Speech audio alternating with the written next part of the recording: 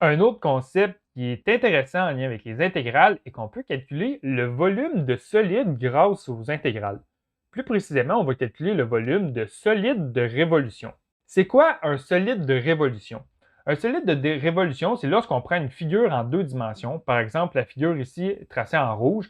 Présentement, c'est un rectangle, mais ça peut être n'importe quelle figure géométrique.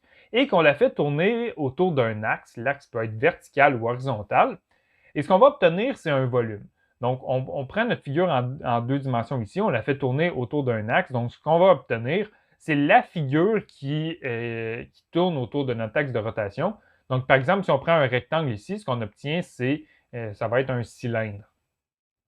Donc, grâce aux intégrales, on va être capable, on va être en mesure de calculer le volume de ce solide-là. Donc, encore une fois, j'ai préparé quelques étapes pour nous aider à calculer le volume. La première étape consiste à dessiner soit la figure et notre axe de rotation, soit le solide en trois dimensions lorsqu'on est en mesure de le faire. Donc, on va dessiner notre problème, ça va nous aider à savoir quelles données ou quelles fonctions qu'on doit utiliser. Ensuite, à la deuxième étape, on va calculer les points d'intersection entre nos deux fonctions, ce qui va être nos bornes inférieure et supérieure de notre intégrale. Bref, c'est la même chose qu'on faisait au niveau du calcul d'air lors du vidéo précédent. Ensuite, à la troisième étape, on va calculer le volume. Pour le calcul de volume, ce qu'on va utiliser, c'est la méthode des disques. C'est la méthode la plus simple pour calculer un volume. En fait, l'équation du volume du solide est assez simple. On fait pi fois notre intégrale de notre rayon au carré. Et notre rayon, ça va être une fonction. Ça va être la distance entre notre fonction et notre axe de rotation. Donc, ça va être f de x moins c. Et si notre axe de rotation, il est horizontal, il est donné par y est égal à une certaine constante, la fonction qu'on va utiliser, ça va être une fonction de x. Tandis que si l'axe de rotation, il est vertical, par exemple, dans ce cas-ci, il est vertical, la fonction qu'on va devoir utiliser, c'est f de y. Donc, l'intégrale qu'on va calculer, ça va être selon dy.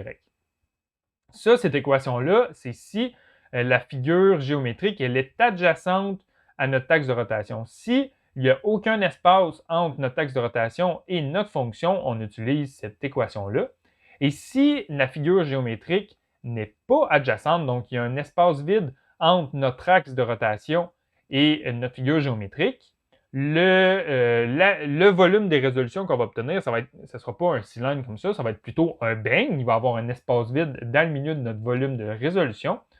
Et la seule différence qu'on doit faire, c'est lorsqu'on va calculer notre volume de résolution, on va prendre le plus grand rayon au carré moins le plus petit rayon au carré. Donc, le grand rayon, ça va être notre fonction moins l'axe de rotation. Et la fonction qu'on va prendre, c'est la fonction qui est la plus loin de notre axe de rotation.